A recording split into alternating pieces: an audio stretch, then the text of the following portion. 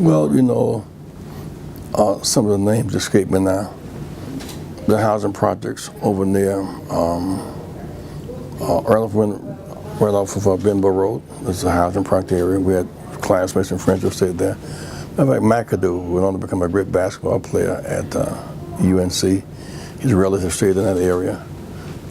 There were a couple of great supper clubs here.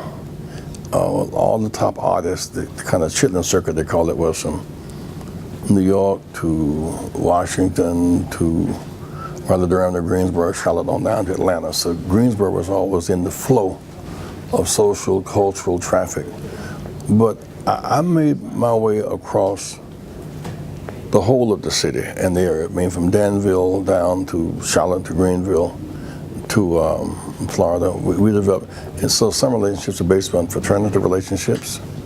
With an Omega Psi Phi frat brother, playing football in these different places. We had overlapping relationships. What was it like? I mean, I assume this was one of or some of the first times that you spoke in front of large crowds of people. Do you remember what it was like the first time you got up there and addressed a crowd?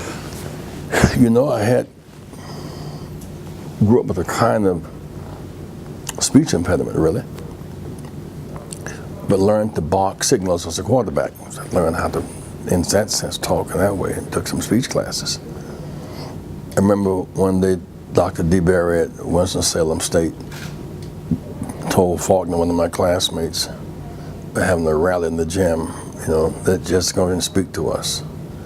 I mean, I wasn't prepared to do that, you know, but except to explain what we were doing. So it really, speaking came from explaining what we were doing and learning why we were doing it. Because sometimes the what precedes the why. But you can act yourself into a way of thinking, as some suggest, whereas you can think yourself into a way of acting. Then we had professors like Dr. Leonard Robinson and Dr. Robinson and Dr. Addison, who was interpreting, Dr. Winbush, interpreting our struggle to us. They had a greater sense that they were professors, they were teachers, informing us that this is Dr. Robinson, this is a people's movement. It cannot be stopped. It's time for these barriers to come down.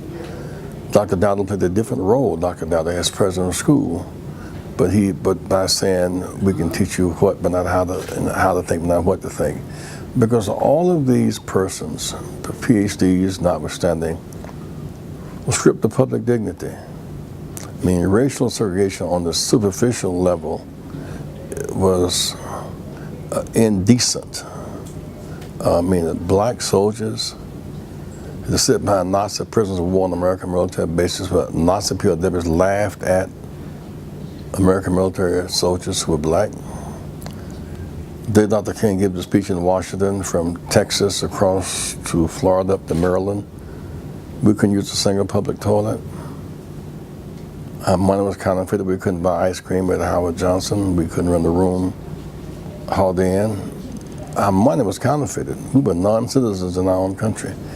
So in many ways, the movement in Greensboro, the sit-ins kind of broke the ice, but the bigger movement in 63 kind of took us to another level of activism. But